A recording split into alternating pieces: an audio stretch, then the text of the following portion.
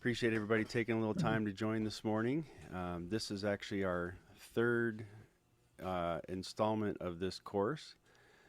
So the first class we kind of focused on just kind of an introduction to the knighthood, what the 40 rules are and kind of where they came from and kind of what Mersh had put together, and we'll breeze across some of that today. And then our last class, we kind of focused a little bit on purification, being the Knighthood of Purity, and that we're doing these particular practices to become Knights of Purity.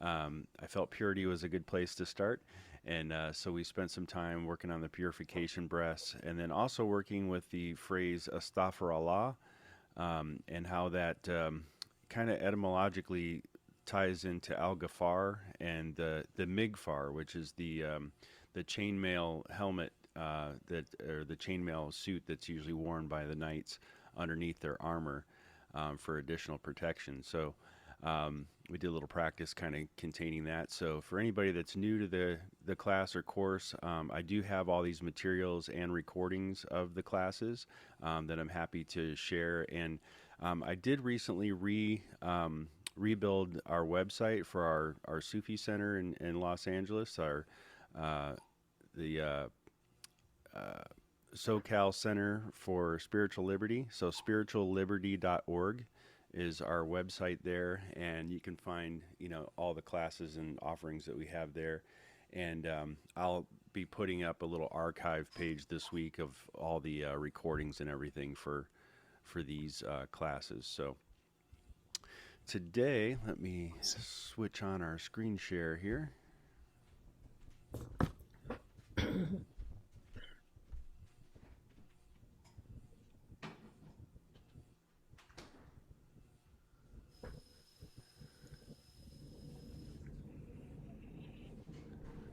All right. Can everybody see that window okay there? Excellent. Okay, Yep. great. So this week I wanted to talk a little bit about an introduction to Baraka and Risq.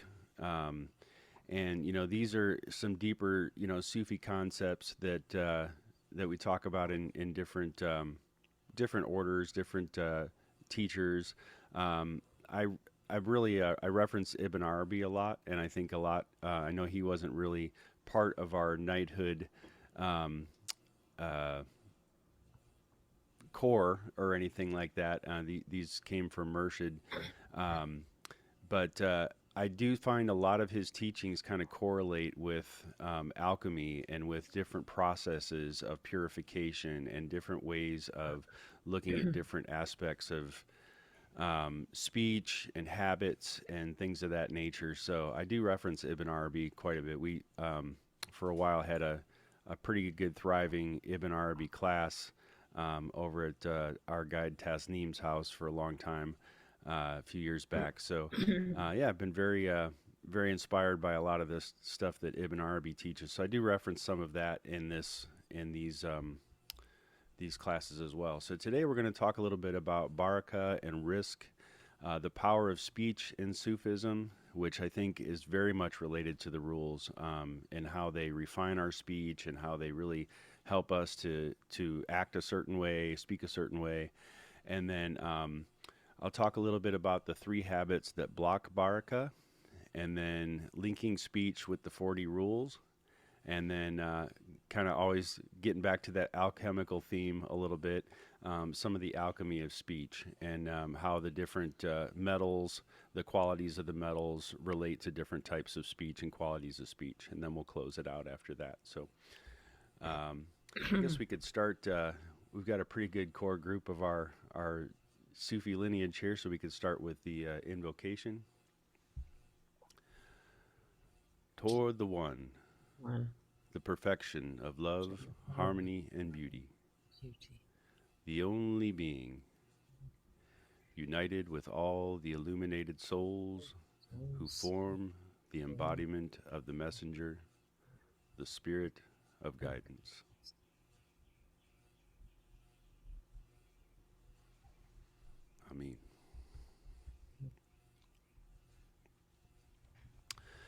Okay, so kind of jumping into a little introduction on Baraka and Risq. So this is kind of a little, just kind of a overview or refresher here of the knighthood and kind of where things started. So, since the time of the prophets, mysticism and chivalry have really gone hand in hand. The chivalric path and mysticism and knighthood all seem to kind of flow through the same stream of consciousness in many different eras and times. So it's no surprise, therefore, that Hazrat Nayak Khan was a master of spiritual chivalry or futua. His teachings on the chivalric virtues are thoroughly expounded in the volumes Character Building, The Art of Personality, and Moral Culture. And then in 1926, before returning to India, Hazrat had created 4 Knights of Purity and 8 Heralds of the Message. And as Basira would probably say, we don't know if those numbers are exactly that correct, but from what our understandings are of the process, in 1926, he did have these 4 Knights of Purity and 8 Heralds of the Message. And that really planted the seed for the Knighthood of Purity. And so as we enter into 2026, we're actually at the 100-year mark of the knighthood being an actual activity, that Murshid started. So pretty auspicious time, kind of an exciting time for us to be exploring these different teachings and these different rules and kind of working with them and kind of seeing in our modern age really what they can do to teach us to really open ourselves up to something much, much broader. So again, in this class, I'm going to draw a little bit from Ibn Arabi. Ibn Arabi says that the tongue is the interpreter of the heart. That was one of the teachings that he spoke of. And harmful speech and actions can close the doors to baraka. So baraka is divine blessing or grace. So we talk about baraka as a blessing. And grace, being even a broader blessing, really. Grace is something that we really look at it as coming from, a heavenly place, a divine place. When you feel God's grace, that's a much deeper blessing than just being blessed with, a good meal or an extra $20 in your pocket that you found in the laundry or things like that. I mean, those are blessings, but the grace that comes from God is a much more divine blessing. So baraka really relates to that divine quality of blessing. And Risq, R-I-S-Q, Risq, I've heard it said both ways. I usually say it Risq, but this is provision and sustenance. So it's, again, a deeper level of provision. So we all have our provision. We have our jobs. We have our food. We have our home, our roof over our head, things like that. Those are considered our provisions. But the sustenance that maintains that, that maintaining of that provision is a deeper level, a deeper quality. So Risq really kind of ties into that provision tied in with sustenance. And so baraka makes provision, and helps you to feel abundant with peace.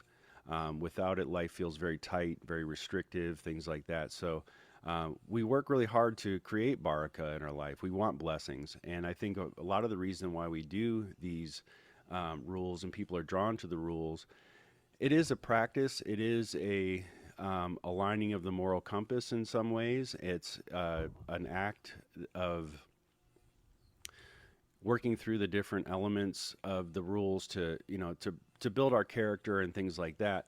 But I think, not in an egoic way, but we do it because we want to get something out of it as well, right? We want to receive some sort of blessing from it. We want to be able to experience something greater through the process and really to bring something better out of ourselves. So we really want to create that baraka. We really want that divine blessing that comes through the process. And then we want to be able to sustain that, and we want that to be a provision in our life that really helps us. So I really felt that Baraka and Risq was an important topic to dive into. So with that said, our speech and our actions create or destroy Baraka. So we can say certain things which really draw blessing into our life, and we can say things that really repel blessing in the same way. And the same with Risq, with provision and sustenance. We can, I remember for years I was aggravated about where I was at with jobs and things like that, and I'd be like, oh, I hate money, or I hate that we have to work, or I can't stand this, or can't, and really all that does is drive it away. It doesn't draw it to you. So there are ways that you can drive away your provision and your sustenance just with your speech and your words. So this is where I think the rules really come in and help us to not only refine our speech, but to be conscious of it and to be a lot more aware of how we speak in our daily life, how we act towards others, how we act towards ourselves, and where we take ourselves to task. So on this topic, complaining shadows your blessings. So when you complain, it creates this shadow over your blessing. Backbiting creates darkness in your heart, and these are things that we work on through these rules. Harsh words can scatter your provision, and the knighthood rules really direct our conscientious self to a pure speech, shaping our lives and environments for greater blessing. So this is really the topic today, is to kind of get into some of these aspects of how these rules really help us to shape our speech and our language and our words and our actions in a way that really brings more blessing into our life and helps to provide for us sustenance that we can carry on through our lives and really share with others too, right? That's, I think, another beauty of this practice of the rules is it does a lot for us personally, but it changes our environment and it changes the way that we interact with others. And we end up giving that blessing to others inadvertently through our own self being blessed with better speech and better action and things like that. We create a much better environment for the world around us. So as we know, kind of getting into the power of speech and Sufism, Murshid created these 4 sets of rules to really cultivate and morally attune the culture of the individual, and to really instill awareness in our inner relationship with all beings. So this is kind of where that spreading of the blessings to others really comes into place. These belong to this tradition of chivalry, futuwah, and it's an essential part of our Sufi path. At first, the rules really seem kind of self-evident and obvious. We do this rule, and we speak it, we say it, we just think about it, contemplate it, and it becomes part of our daily practice as we work with that rule for 40 days. But if you work diligently with them, you'll find that each rule really opens up into a vast field of inquiry and awareness. And this is something that I've really noticed over the years of doing these rules and being on the second round of them now. Is just how vast each rule is. One rule can have several different meanings and several different applications in life. On the surface, it might seem like, meet the world with smiles in all conditions is just that, everywhere you walk, meet it with a smile. But there's so many different ways that can be expressed and realized. Oh, my cat just changed my screen here. But there's many different ways that can be actualized and realized in different contexts. So one thing that I really enjoy about the rules, and something that I look forward to at the end of each of these sessions and beyond, is kind of hearing stories and talking to different people that are doing the rules and working with the rules on how they interpret them and how they mean, what they really mean to you in your own life and your own experience, because obviously they can be filtered through different lenses. Someone might approach one rule and really it might have a more of a, when they say it, they think about it, their thought point might be more of a parent child relationship, or one might be more of a teacher-student relationship, or one might be more of a friendship, or political stance, or these types of things. So there's so many different colorations to what each particular rule can really have.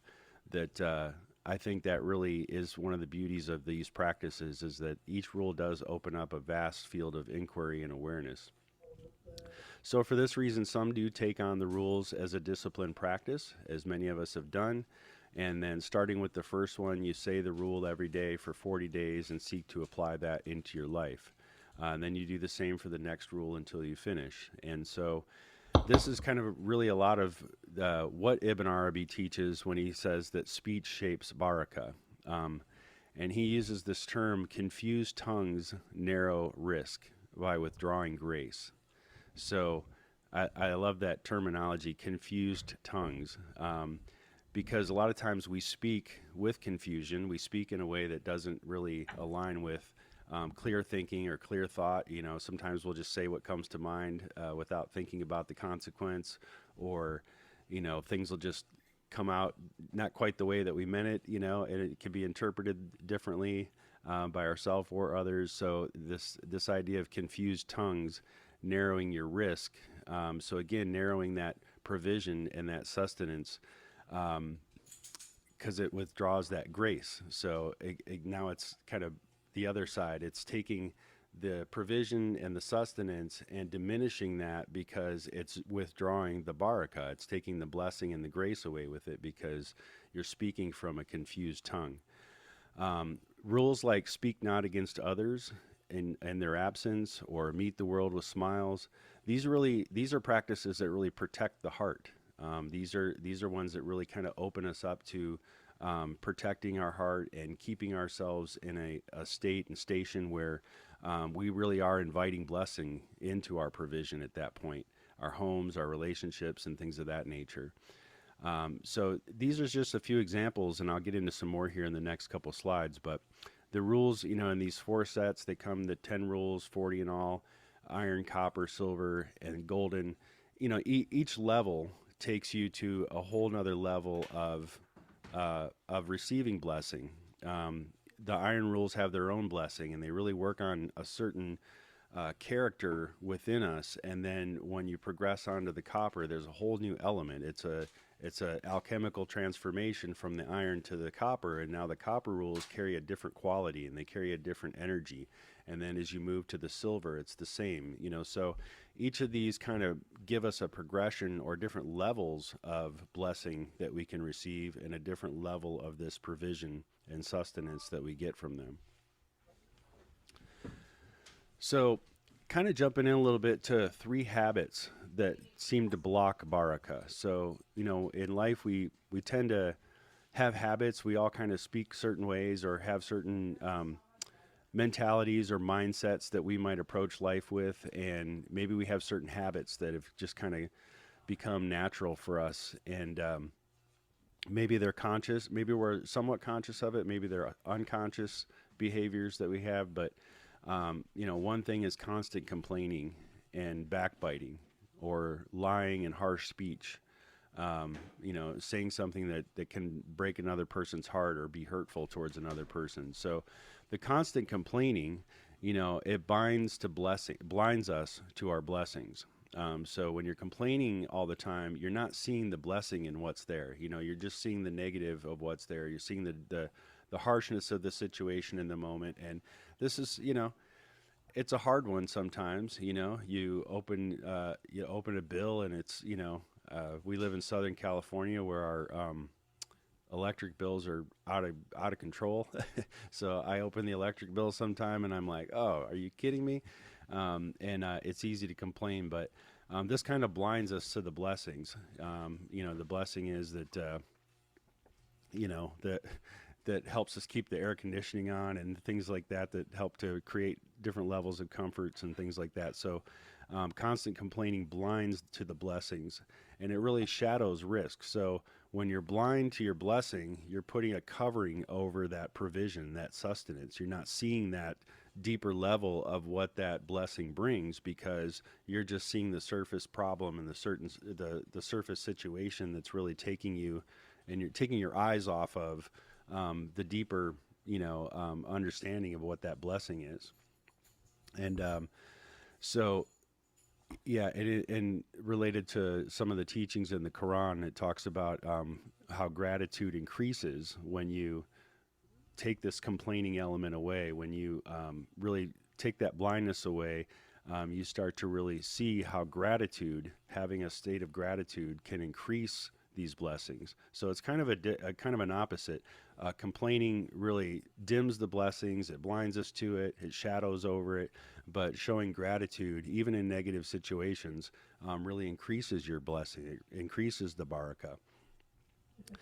And then meet the world with smiles, as said in the golden rules. This type of action really creates environments of abundance. So abundance is a popular topic. A lot of people really like to.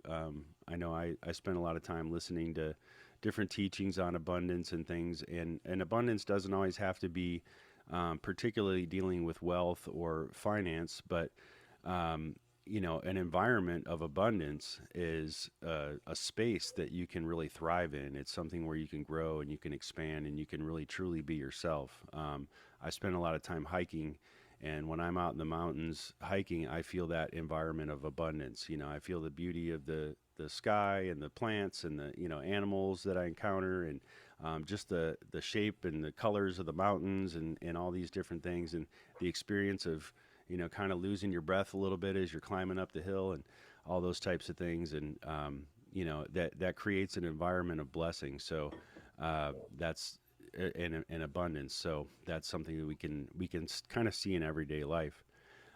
Backbiting, which is another form of negative speech, darkens the heart. It really weakens our dua and our practices. So, dua being the term obviously used a lot in the Islam and in Arabic practices, and then in our own Sufi practices, our different meditations that we do, or maybe our wazif that we practice, or just different things that we work on.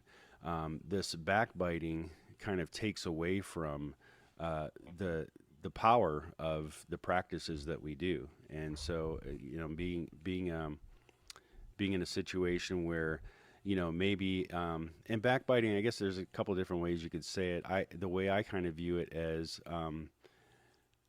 you know, uh, giving off one impression when you're facing someone, but then saying something different behind their back, or you're kind to them in the beginning, and then they turn around and you bite them. That's kind of how I see backbiting in this particular sense. But the rules, can really help counter that. So again, speak not of others in their absence. Is a great rule for this, because that's easy to do, and especially in situations like work and things like that.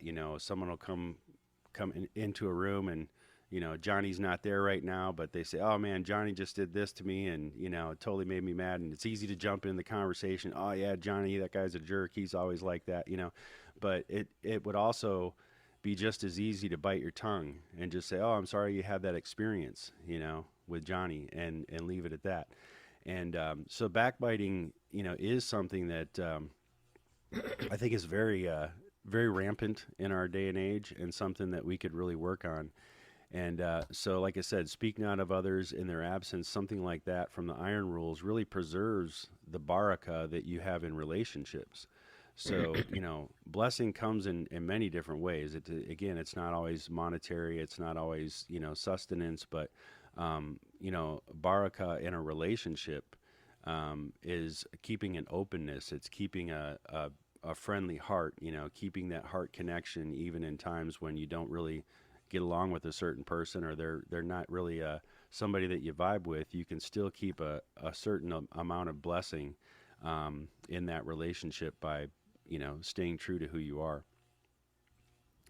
Lying and harsh speech, and breaking hearts, saying hurtful things, this really scatters your provision, and it really disturbs your balance.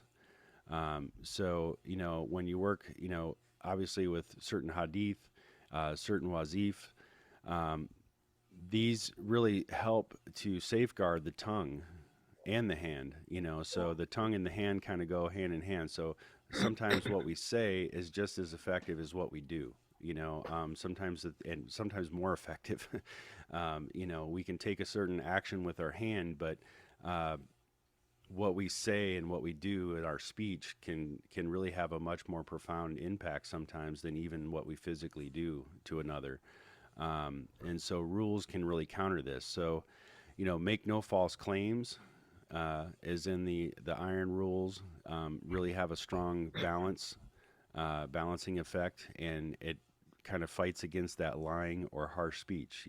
We're not saying something that isn't true. We're not claiming something that's not ours or that isn't part of our nature or what we're doing. Have regard for the feelings of others, as found in the silver rules. Again, this just kind of takes us to where we start to think about our speech a little bit more. So before we say something,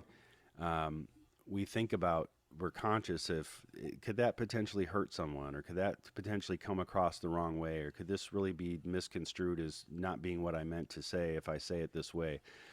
So having regards for the feeling of others before we speak can really have a lot to do with really creating that blessing of speech, and really shapes our lives for more peace and for some sufficiency. So really being of a high quality to others. And so these are just a few, and we could really expand on this topic a lot, I'm sure. But these are just 3 habits that really destroy baraka. They really destroy that blessing. And these are 3 in particular that I think, when looking at the rules and how they alchemize our speech to invite a more divine flow, these are really some of the most evident. So constant complaining, backbiting, and lying, or using harsh speech that hurts others. So kind of a little bit further into linking this speech to the knighthood and the rules, and how these habits really work. So again, the 3 habits: complaining, backbiting, harsh speech, destroy our blessings and really take away from that risk, that provision, and that sustenance. Some of the key rules that I mentioned: we're directing our conscientious self. So we say my conscientious self, and then we recite the rule. So even just saying my conscientious self is pointing in a direction. It's giving a compass point where we're saying, okay, I'm directing my conscientious self to really understand what I'm about to say, and really understand what it means to say what I'm about to say, and how that's really going to affect me in the moment, how it's going to affect my environment in the moment, and how it's going to carry out through the day. And I think that's one of the blessings of working with these rules for 40 days. You're working with one particular rule throughout the day, and sometimes sometimes you'll find that you read a rule and it's you read it in the morning, and then maybe it doesn't come up the rest of the day. But other days you might find that 3 or 4 times it comes up. Sometimes it might come up way more than that. And depending on the rule and what your circumstances are in the moment and in the day, you have these opportunities, but where the rule presents itself. And so, again, directing the conscientious self to orient yourself towards that particular rule. And then one day it might have a little less hold on you, and the next day it's like wham. It's like I forget the name of it. I think it's not a sickle, but the stick that has the chain with the ball on the other end of it, and when you swing it, the initial hit really isn't the power, where the power comes from. It's the little extra whap that comes from the chain and the space, and once everything catches up to that ball, that's when the real hit comes. And so sometimes I think that these rules really work the same way, where the first time you read it, it might not hit you a certain way, it might not have the same impact or power, but then a day or 2 later, it might really hit you and be, oh wow, this is really, I'm really guilty of not doing this, or I've been catching myself making this mistake, and I've got to take myself to task and go back and take a look at how I'm acting. So again, just a couple of those, in directing the conscientious self, a few examples, again, meeting the world with smiles in all conditions. That's not complaining, that's looking at every condition that comes towards you and trying to find a way to not complain about it and not to feel a negative energy about it. Speak not against others, again, is a good one for no backbiting, making no false claims with the honest speech. And again, these shape our environments for abundance. They shape us for and abundance, again, relating this to blessing and, this divine blessing. So when you're creating this environment of abundance, you're opening your space, you're opening your heart, you're opening your mind, your crown center, all of the different energy centers to receive a more divine blessing from the practices of doing these rules. And what that does is it creates more provision in your life and more sustenance that you can carry out throughout your day and throughout the rest of your life. And so then to kind of talk a little bit about Baraka flow, again, practicing these rules daily, these really create different levels of peace and understanding in our speech and in our actions.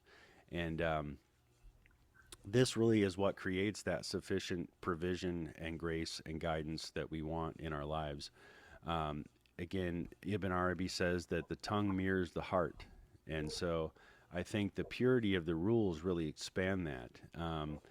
They really give us the opportunity to polish the mirror of the heart. And we did that a little bit in the last class where we spoke about the mirror of the heart. And that's a huge, thing in our Sufi lineage, is really talking about the mirror of the heart and what really gets reflected there. And these are a real opportunity to polish the mirror of the heart every day. So every time that you say one of these, my conscientious self, and you're directing the attention towards that heart mirror, and then with each, recitation, you're polishing and polishing and polishing that particular quality and really bringing it out and opening something in yourself that gives you a more clarity and gives you more of a true vision of the way that you want to speak and the way that you want to act and the qualities that we want to bring out into the world.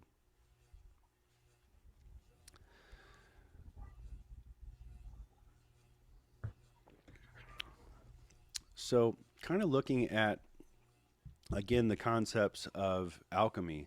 So I know that, in the initial teachings around chivalry that Murshid talked about and spoke about and taught, didn't really dive in a whole lot to alchemy, but I feel just very naturally led towards the alchemical process with these, because of the fact that we are talking about alchemy when we're talking about going from iron to copper to silver to gold. This is really what the process was of alchemy back in the day, is to take these, base metals and transform them into gold.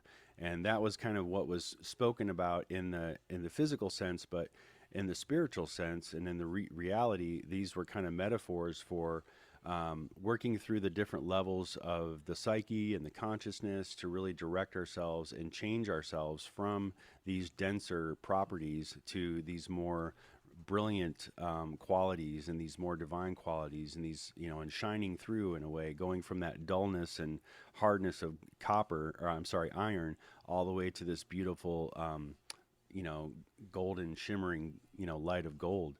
So I've really used this word metal a lot, METTLE, which metal is really the ability to meet a challenge, discipline, or resolve. It's a certain quality of temperament, honor, courage, and fortitude. It's a particular resolve to transform bad habits. And this is really what the daily rules do. They test our mettle. They really test our ability to meet a challenge, and they test our discipline and our resolve.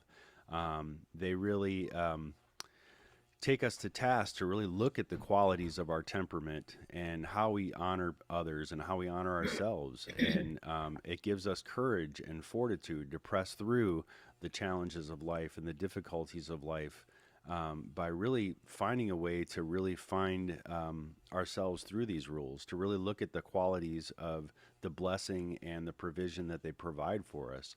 And so I think that that term metal is going to be something that's really going to carry on a lot throughout this series, and also I think through your own experience of working with the rules, because this really is testing our metal. So this is the daily rules really forge that metal.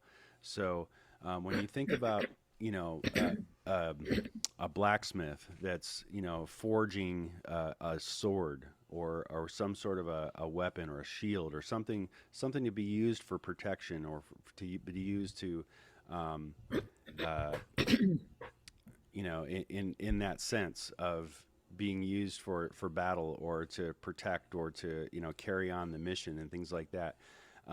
They work hard to forge this metal, and it goes through a process where this metal is heated. It's put through fire. It's not just a thing where they cut it and they shape it and they move it around. It's not like clay or something that you mold in that sense. It's forged. It's put into fire and it's heated up to a certain level to where it can be.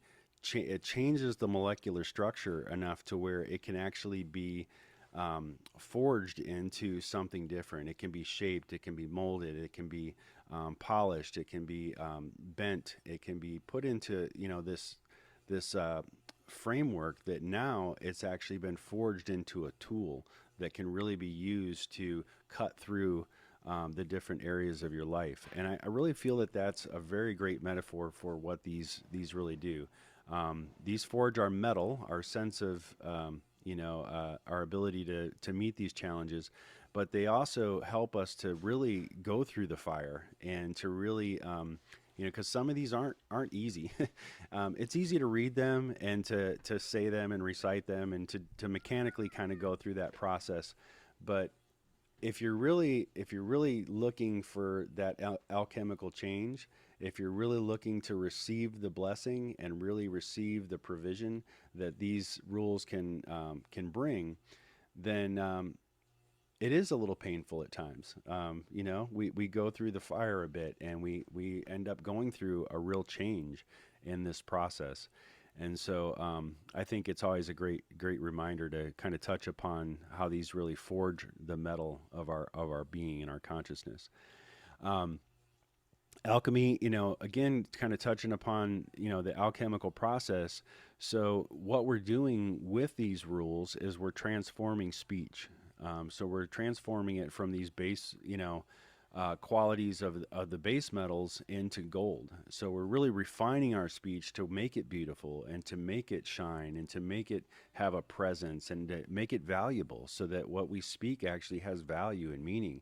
I know a lot of times, I've had a lot of situations in my own personal life where I speak and I think nobody's listening or nobody hears what I'm saying and things like that. So, don't you value what I'm saying? That kind of mentality comes in. So the more that you work through these processes, the more you realize whether you get a response back or not, you're creating value in your speech. You're speaking with a more valuable presence because you're really refining the tongue. You're working through your tongue's not confused anymore. It knows what it's saying and it's speaking conscientiously and it's speaking with a real purpose and a real direction, and it's guided. So this is a real process, an alchemical process of transforming our speech into gold. Alchemy also was very much used to cure disease. So this was also another process where using different herbs and different substances and different things that were found and foraged and gathered in the area around where these practices were done. They were done to cure diseases. And what these rules really do is they cure the diseases of the mind and of the tongue. So by doing so, my conscientious self, again, you're focusing on a conscientious thought, and you're putting real thought into what you're saying. And then when you speak, you're speaking with conscientiousness. You're speaking with this real sense of knowing what it is you're saying, and you're saying it with intention. And you're saying it with a divine intention. You're saying it with an intention that's positive, that's pure, that's coming from this place where you want to refine that quality in your speech. And so I find that the alchemical process of of this particular practice of doing the rules really cures the disease of the mind and the tongue. This gives us an opportunity to cure those elements of the mind that maybe kind of run away.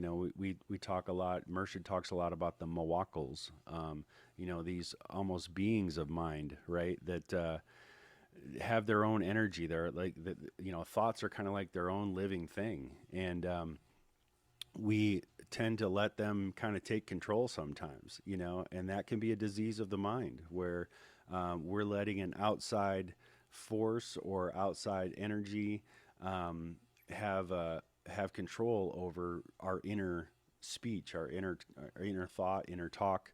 And this is a real hard one for a lot of people. And it's we find out throughout the day, we see ourselves going through these processes of really looking at our inner speech, and our mind can go in a million different directions, and we're totally unaware of it sometimes. But by working with the rules, we're creating a pathway to really be more conscious of what we're thinking and what we're saying.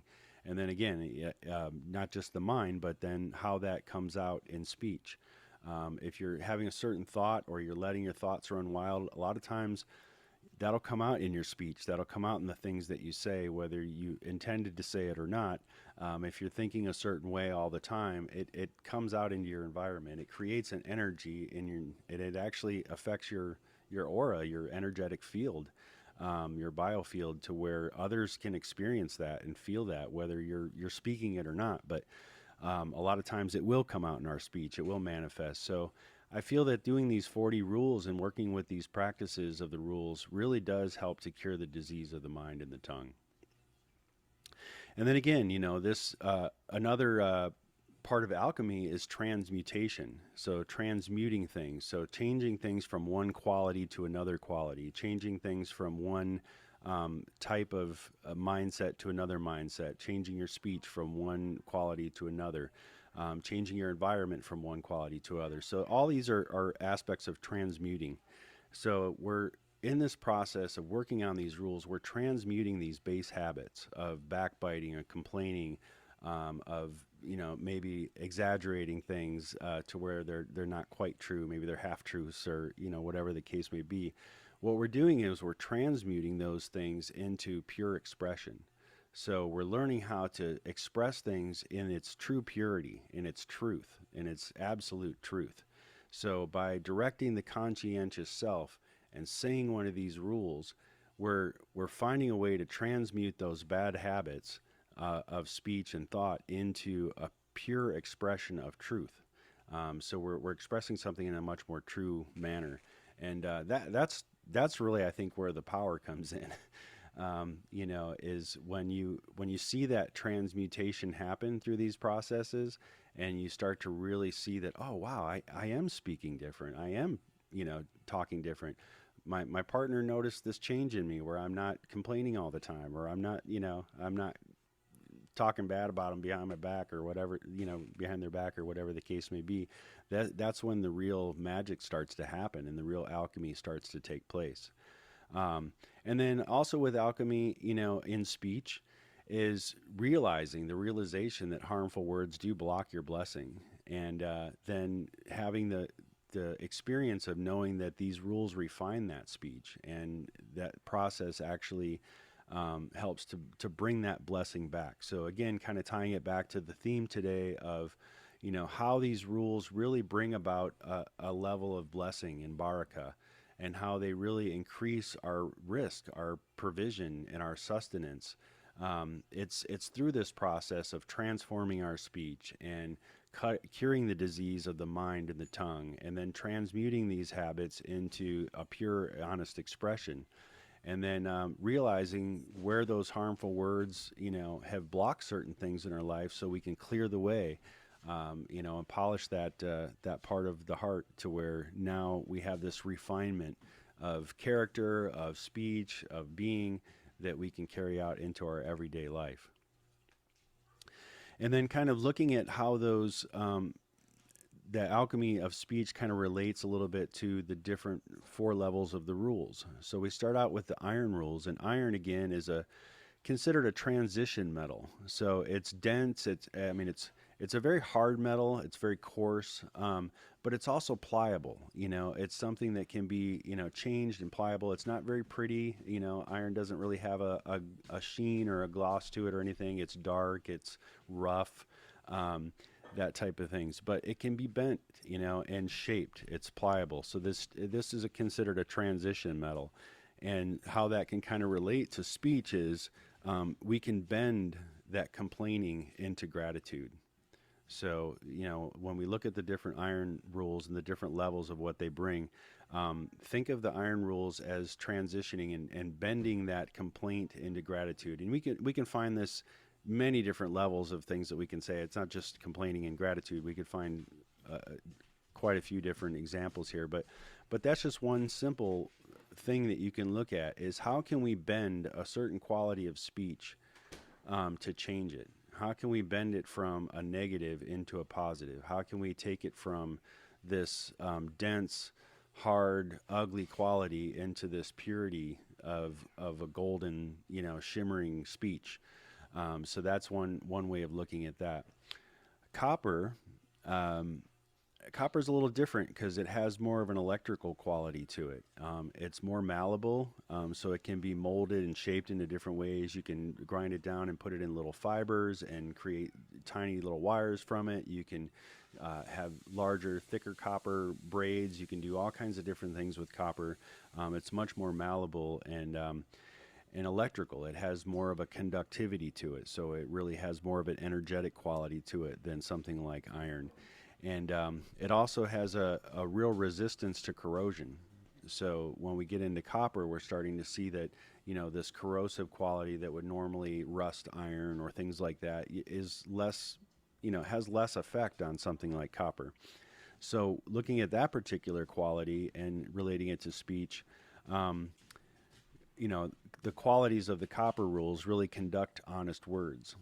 So they help us to conduct and energize the words in a more honest way, in a more honest quality, and they create a resistance to that darkened heart. So as copper resists corrosion, more honest speech really creates a resistance to the darkness that can cover the heart. So last month we talked about the mirror of the heart and how, I know Murshid really referred to it this way, and a lot of others refer to it as a rust, but they can be these almost black spots, these dark spots that where the mirror quality actually can't shine through anymore because there's so much of a black spot there that the shine of that particular spot of the mirror can't quite come through, and it needs a lot of extra work, almost a restoration of that particular mirror quality in order to bring it back.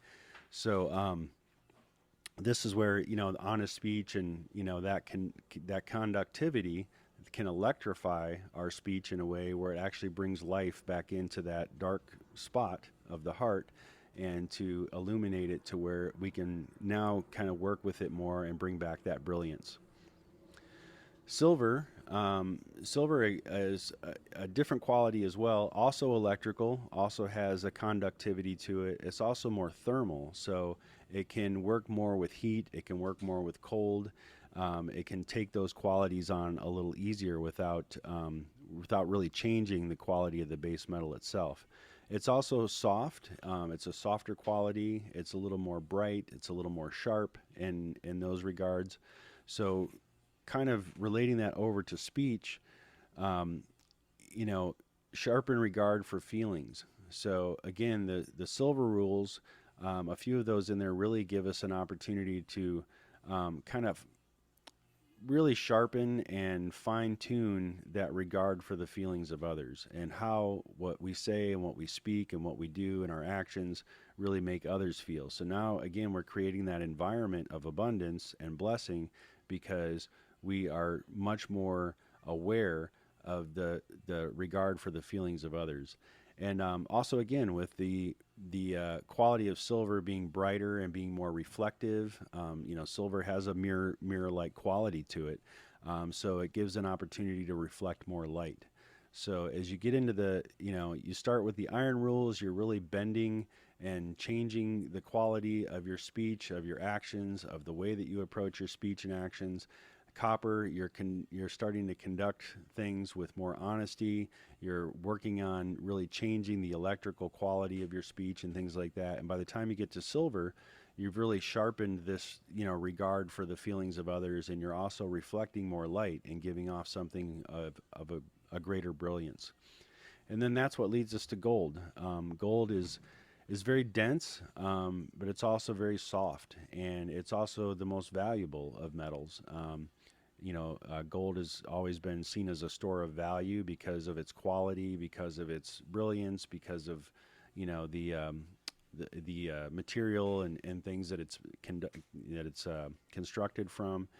And so, relating that over to speech, the golden rules really softens the souls with smiles in all conditions. So, as we say that phrase in the golden rules, meet all conditions with a smile. You've probably had this experience before where you've walked down the street and you might just, somebody throws you a smile and it just kind of softens your heart a little bit. And it's like, that was nice of that person to throw me a smile. And, I was having a bad day, and it was nice to see somebody be polite, or you've had that same exchange, the opposite, where you meet someone with a smile and it changes their disposition or it changes their day. This is a quality of gold. This is the light shining through. This is that brilliance and that, that blessing, the value of that blessing and that risk, coming through and showing and shining upon others. So this is really at the stage then where we start to really radiate that baraka. We really start to radiate blessings in our actions and our speech and in the things that we do throughout our day. So these are, again, just some of the concepts of alchemy in relation to speech. And then kind of going through a little bit of how the 40 rules generate Baraka and Risq. So we've talked a lot about this. This is just kind of an overview of a lot of what we've spoken about today, but each metal mirrors speech and its level of refinement. Iron shapes the raw habits, and gold crowns pure expression. So iron, again, is that malleable shaping, restructuring. We start out, that's really, I think, the process and the intention when we first sit down to do the rules is we want to shape ourselves, we want to shape our speech, we want to shape the way that we have different habits and express things throughout our day, treat others, all of that. And by the time you get to this level of gold, it really creates this crown of pure expression. We're actually letting more divine light come through our speech, where we've opened ourselves to a place. Hopefully at this point we've eradicated all the mind beings that have taken over and made us think things that we don't want to think, or have controlled our inner speech, and we've created this outer speech that has more blessing and more of a pure expression. So that's, I think, the real goal of these is to create that honest expression and to speak truthfully, to speak honestly, to speak kindly, politely, all of these divine qualities that are truly what brings blessing in our own lives, but brings blessing to others. And then linking to the rules, this alchemy ensures that speech creates and not destroy blessing. So we want to create blessing. We want to create an environment of blessing. We want to bring more blessing into our lives. So one of the things that really drew me to this particular theme today is the fact that, I think a lot of people enter the rules because it's an interesting thing. When you think of knighthood and becoming a knight, oh, that's cool, I want to be a knight. That might be why some people enter into it. Other people might enter into it because it gives them a pretty simple daily practice. It's something that you can take yourself to task through every day, and it gives you something to work with that becomes a habit, becomes a practice. And some people just want to do it because they need a practice, of some sort. But I think most people, and whether they do it intentionally in the beginning or they discover this over time, is they start to really see the blessing that comes through it. The baraka that you receive and the baraka that you give, and then baraka just goes hand in hand with risk, with this provision and this sustenance. So when you're receiving blessing all the time and you're giving blessing all the time, you've created this environment where blessing just becomes the natural, the norm. And so then that helps you to kind of see how what that blessing is providing for you in your life. So that when you look at the provision, the risk, you start to see how the blessing is providing for you in ways that you might not understand. You might have expected that the only way I'm blessed is if I get this A, B, or C, or if it comes to me this way, or that way. And a lot of times we get hung up on, especially when it comes to wealth and abundance and things like that. People typically look at what's in front of them. I've got to work more hours because that's what's going to bring me more money, which is going to create the abundance and give me the life that I want to live.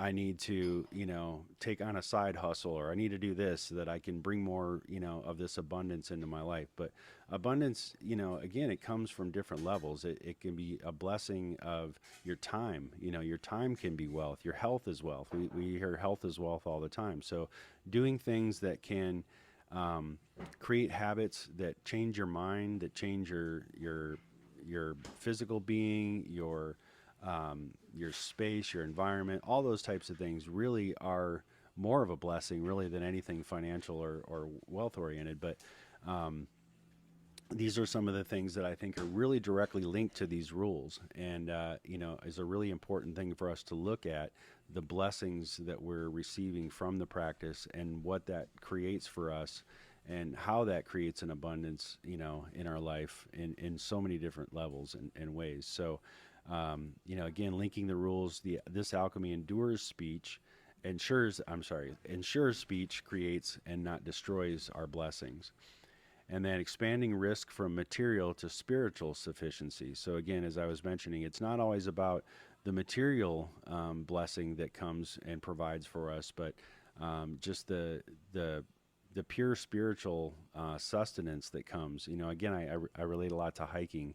I've been very fortunate that over the last year I've had a lot more time to get out and hike. I used to just hike, maybe once, twice a month on the weekends when a buddy was available to do it. But now, because of where my daughter goes to school, and it takes me about 45 minutes to take her to school in the morning where she goes.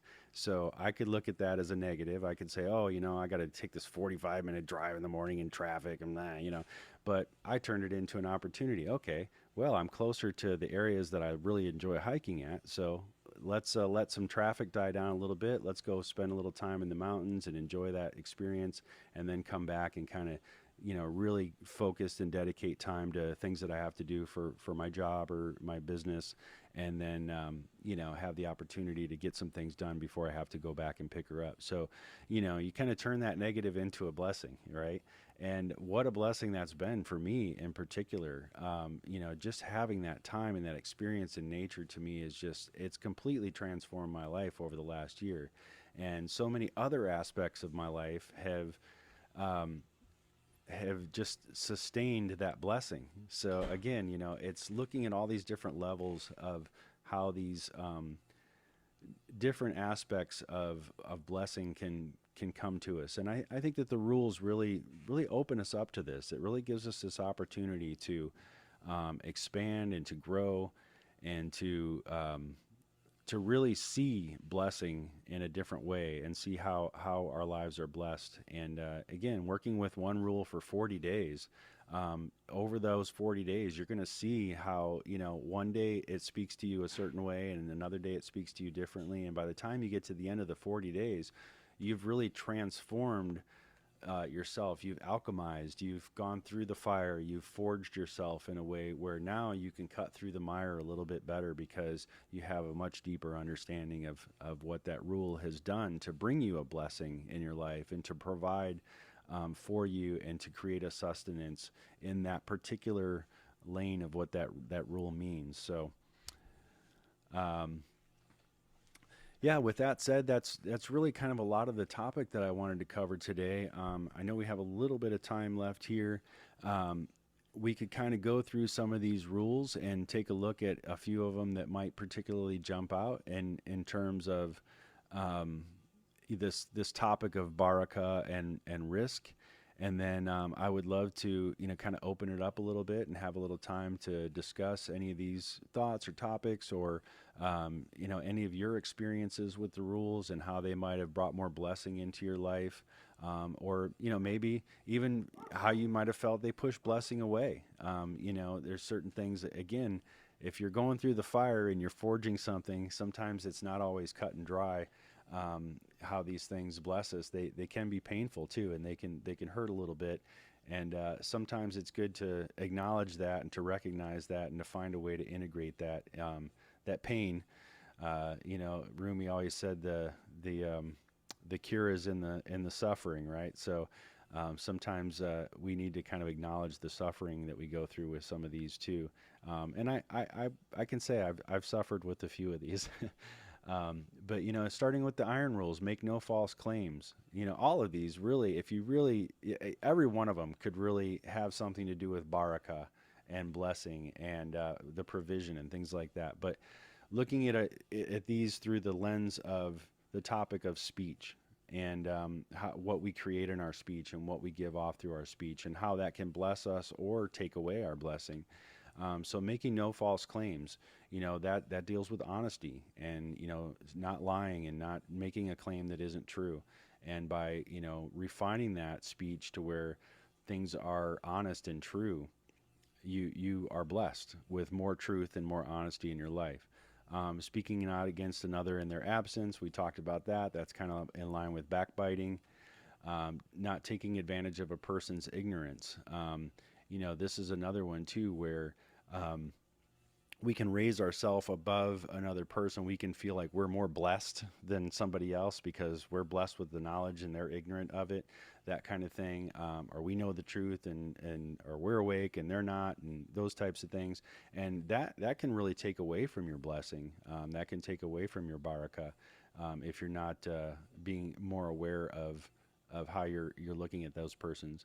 Not boasting of your good deeds. Again, that kind of falls in line with honesty and things like that. But that can take away from your blessing as well. If you're not, if you're boasting of things, then you're not really taking in the provision in a way that you should, and you're kind of clouding over that vision a little bit. Do not claim that which belongs to another. Again, this deals with honesty and just truthfulness. Do not reproach others, making them firm in their faults. This could fall in line a little bit with backbiting as well, because you see a fault in another, and you further ingrain that that fault in them by not just overlooking it. Murshid talks a lot about overlooking the faults of others, and I think that's an important quality and something that can really help you be more blessed. By doing so. Let's see. Do not spare yourself in the work which you must accomplish. This is just this is a great one for just overall bringing more blessing and more risk and provision into your life. So if you don't spare yourself in the work that you must do, you're gonna open yourself to more blessing. The more you give, the more you receive. That is really how life works. So the more you give of yourself, and the more that you really focus on the work that you must accomplish, the more that you'll really bring back. Rendering your services faithfully to all who require them really kind of falls in that same category. The more you give, the more you receive. Seek not profit by putting someone in straits. So again, doing harm to others is going to, or putting someone in a difficult situation, or you getting rich because you took advantage of somebody else, or you maybe getting a good business deal because you took advantage of someone else's work or something like that. That can take away from your blessing, and that can really take away from your risk. So definitely don't want to do that and put someone in straits. Harm no one for your own benefit. Kind of very similar to that one as well. Taking advantage of someone and harming them for your own benefit takes away from your own blessings and your own risk. The copper rules, considering responsibility sacred, I think that falls very much in line with don't spare yourself in the work which you must accomplish. When you consider your responsibilities sacred, you are creating this space for blessing to be abundant in your life. Being polite to all, again, this kind of ties in with the, meet the world with smiles in all conditions of life. You're generating a sense of blessing that you're giving to others by being polite to them. Do nothing which will make your conscious self feel guilty. So again, this is working with honesty and working with the mind, right? This is taking that confusion out of the tongue by really not saying or doing things that are going to bring that sense of guilt that's going to continue to spin in your mind and continue to run in circles. Extend your help willingly to those in need. This is a baraka itself. This is extending your help willingly to another, is lending someone your baraka. It's giving blessing to them and blessing their life with Risq. You're giving them a sustenance and a provision from you, from heart to heart, as we say. You're really creating that blessing. Do not look down upon the one who looks up to you. Again, this kind of ties in a little bit with backbiting. You can easily look down on somebody and think that you might be a little above them or they're a little beneath you or things like that. But this, again, will take away from your blessing and your baraka, and you don't want to do that. Judge not another by your own law. Again, falls kind of right in line with that. We want to, not having judgment and not passing judgment on another keeps a level of purity there. It keeps a pure opening. And that opening allows for the baraka to come in. It allows for the Risq to grow and for the provision and sustenance to be there. But by judging another by your own law, it can really create that block. Bear no malice against your worst enemy. Again, kind of in that same vein. By having that malice puts up a block. It's blocking baraka. It's blocking that provision that can come to you. Influencing no one to do wrong gives us the ability to kind of take a look at how our speech and action affects others, and this is something we really want to take into consideration. Be prejudiced against no one.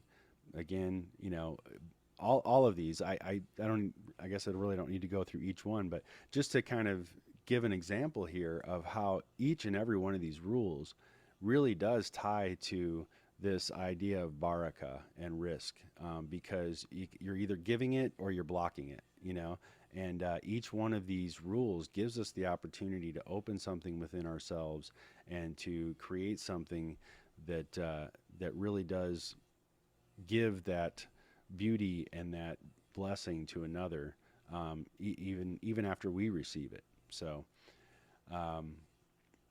yeah, I think that's a good place to kind of stop. I know I see a couple people had to drop off here, but I do want to just take a few moments to open things up, and if there's any thoughts that either of you have from today, I would love to share in those and go from there.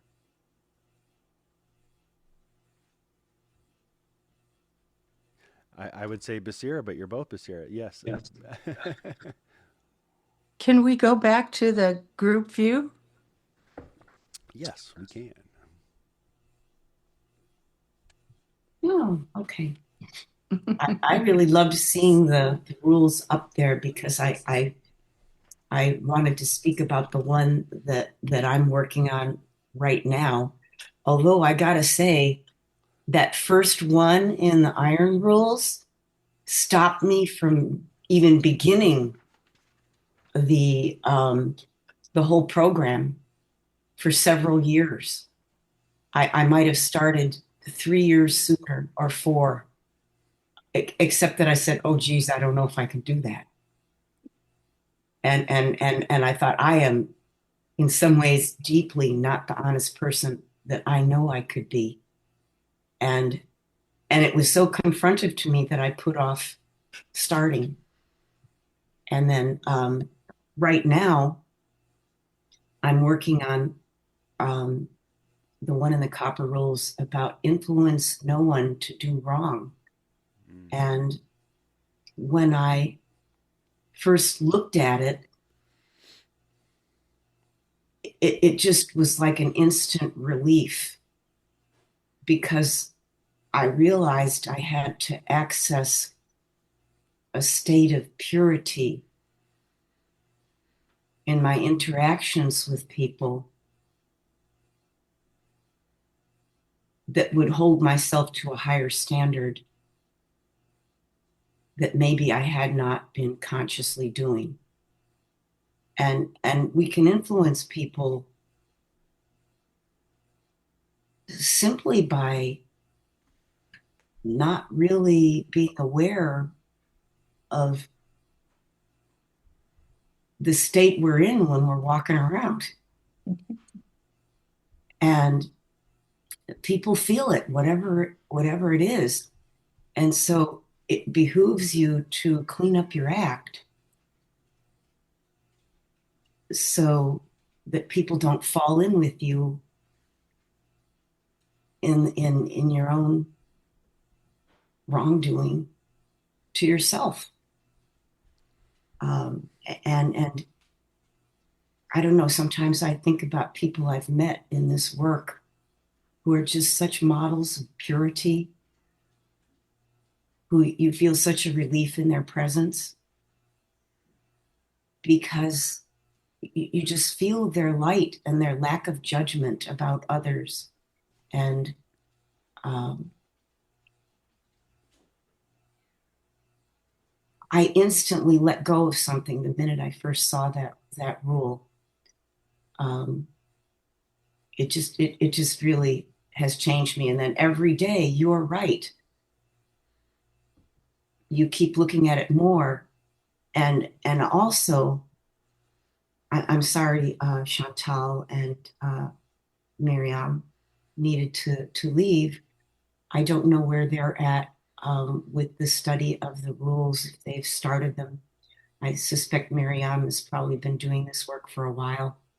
I don't know her, but I know that the commentaries by Pirzia have affected me profoundly. And today I want to thank you for the inspiration of how you work on yourself all the time and how seriously you've taken these rules. And it's an inspiration to sit with somebody who shares his own process of contemplating the rules and working on yourself. There are a lot of people in this world that are not consciously working on themselves. And when you're working on yourself, you can feel kind of alone when you realize others aren't. And so it's such a relief to be in the company of others who do, who are, and to feel unity in that we're all taking this work so seriously of being a positive light in this world. Well, anyways, that's what I wanted to share. Well, thank you very much. Mhm. Yes, Basira. Nice to see you, Basira. Yeah. Well, I just wanted to mention, is my volume okay? Yeah. Um, Sheikh al-Mashayk said that the first iron rule should have been the last golden rule. Be- because these rules can be seen on different planes of existence. And if you're in the plane of unity, if you were to ever refer to me or them or us, you're making a false claim in that plane of unity. So I just thought, wow, okay. No wonder you got stopped cold. It totally makes sense. But you saw deeper into it maybe than most people would. Well, I do love that you mentioned the difference between the iron, the copper, the silver, and the gold. And I do see a big difference now that I'm up to about the seventh one in the copper rules. Um, it really is a refinement process going from one set to the next. And I'm feeling more of the Baraka, um, which incidentally, I disagree with you on the pronunciation of Baraka. Is it Uh, Baraka? and I kind of I see Baraka. Yeah, me too. So I don't know where you got your pronunciation of that, but I think the emphasis on the second syllable opens the heart more to all the blessings. Um, but but now that copper element, now my thought is provoked as you pointed out the differences in the metals, and I can see why people like to do the whole set over again after they've done it once, so that they can take on each level more consciously from what they've learned after doing all of them. Mm. And it is it's exciting. It's really exciting progressing through them. And I'm so glad you're so excited about them and want to bring them to everybody. And I thank you for all your beautiful organization. Oh, well, I appreciate that. It's something that's really called to me over the last few years, and doing them a second time, and I don't know. I think what inspired me. So for the longest time, I just really focused on wanting to do classes, um, wanting to get a center going again, wanting to kind of carry the torch for Tasneem in Los Angeles, and um, being a musician that toured for a while, and kind of when I got into this whole thing, music was always the main theme for me.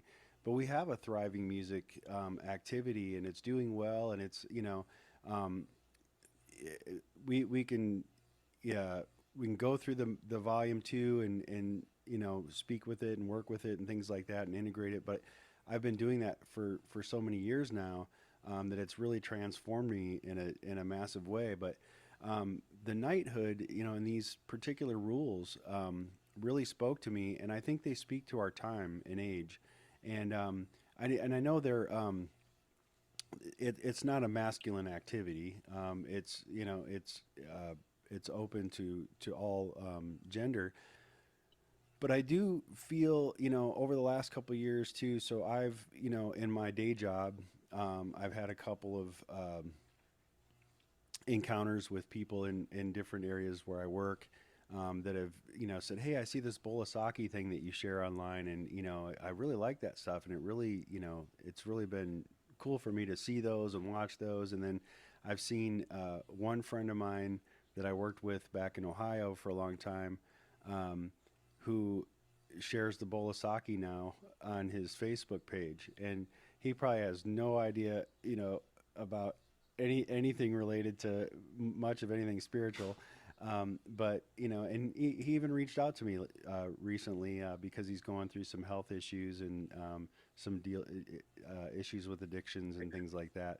And hey, do you have anything that you could direct me towards that I could read or watch? So it's always interesting to me who picks up on these things. And then, like I said, my day job, I've had a couple of assistants and a few people that have worked for me or with me, that really kind of looked at me as a mentor in that space. And, um,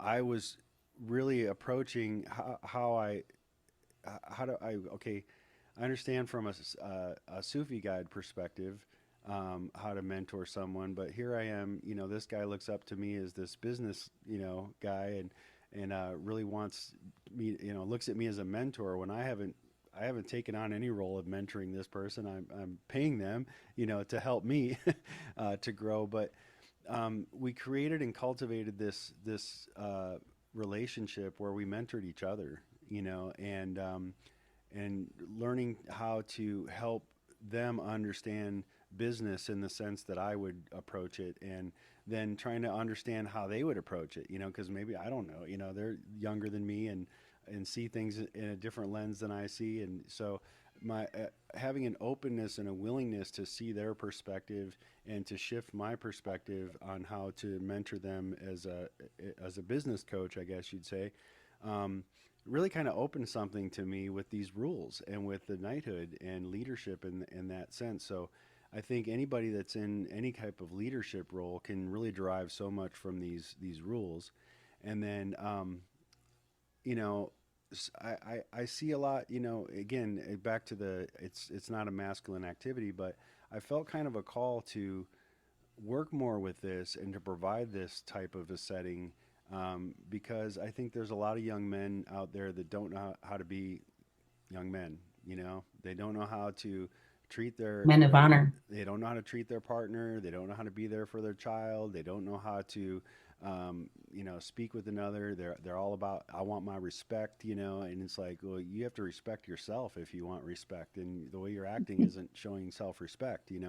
So meeting life with a sort of self-respect is something I don't see a lot in a lot of young men, and so I wanted to kind of provide this in a hopes that more young men would come to this.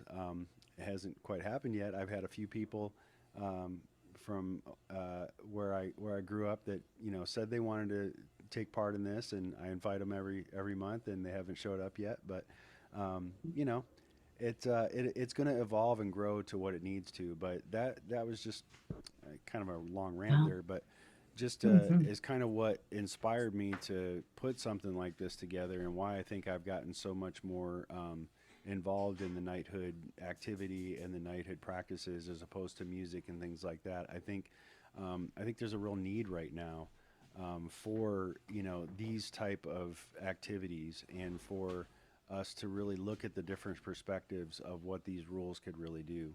So Yeah. Well, I know that you told me that maybe there's some way to offer this out nationally, and Basira probably has a little say or pull or organizational role to play in maybe promoting your classes, getting to a wider audience. And I agree with you that we've got some kind of class organized that we become aware of for the other branches of activity in the order, in a presence online in the national website or international website. And it would be very exciting, I think, if people from all over the world could get to attend these classes. Um, Well, we're already halfway there. oh, oh, I'm delighted to hear that. I Mhm. Yeah. think that's going to change the size of your class dramatically. right, yeah. We did. Next fall. We had a meeting Ah, a few days ago actually, and it looks like we're going to develop this for an offering in the fall through the Inayatiyya. So inshallah, that'll all come together, and we'll have that offering. So and then I'm still dedicated to this, so we can continue this weekly class. Maybe up until that time, or see how it evolves or how it grows, but yes. then that would hopefully be a regular offering in the fall and the spring, each year, and then kind of grow it from there. But yeah, Yeah, I highly agree. It's a good idea to keep on with the classes this year and see what happens when who shows up, and um, what we all learn from sharing together about it. And then it'll just be all the more richer when it's opened up in the fall. yeah, and I think this particular class offering allows me to kind of expand a little bit, and I bring in some Ibn Arabi and things like that, and I think for the broader Anayatiya, it'll probably be much more streamlined to Murshid's teachings, Pirzia's teachings. I want to get into immortality and Saracen's chivalry, and some of the different volumes of Murshid that I referenced, that where he spoke about some of these qualities. So I think that'll probably be a lot more focused on that. But this does give a kind of nice opportunity, because through the lens of Ibn Arabi and some of the other great mystics in the Sufi tradition, it kind of gives us an opportunity to find these different subjects and topics. Baraka and Risq, I wouldn't have really fallen upon if it was just strictly through the lens of Murshid's teachings, but I saw this relation to a lot of the stuff that Ibn Arabi teaches, and then um, kind of Yeah, I bringing wanted to that thank you together. for that today. I appreciate it. I appreciate that you brought Ibn Arabi I don't think it would be a mistake to offer Ibn Arabi to the wider community. in. I really don't.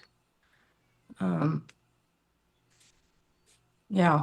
He's been very influential to Tasneem and that set of classes. I'm so sorry I didn't get to go to any of those.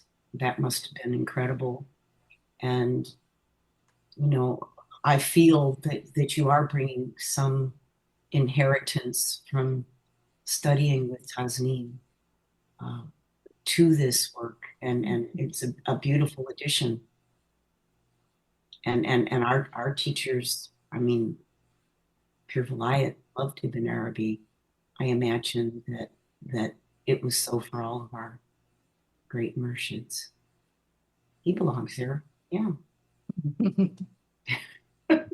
If it's all And one, more. then none of it's separate, right? Yeah. And I love that this is such a beautiful way of introducing Sufism altogether for people who may not have had any exposure to it. It's really gives people some kind of handle of how they can get contextually what we're doing. Yeah, I think the knighthood in particular is one of the activities of our order that really does, um, I think, the greatest job of providing mysticism. When we look at mysticism as what it is, and the mystical traditions and things like that, music, kinship, a lot of the other healing, those have a mystical element to it. But when you think of knighthood and you think of alchemy and you think of these transformations and these processes of refinement and transmutation and so on and so forth, that that really is, I think, a deep mystical part of this tradition. So, yeah, that's going to open it up to all the different great mystics that have graced us with that knowledge. So, inshallah, we'll bring it to the masses in the fall. Mm.